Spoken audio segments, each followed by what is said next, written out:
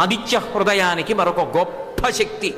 చింతాశోక ప్రశమనం ఆయుర్వర్ధనముత్తమం.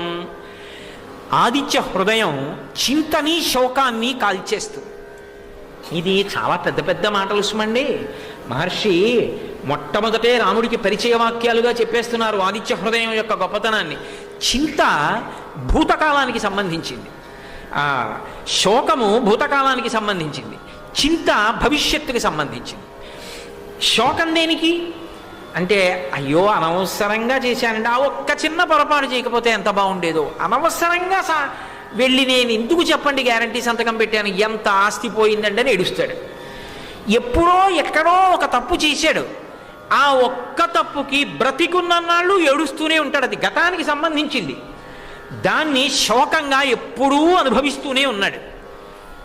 రాబోయే కాలంలో ఏమవుతుందో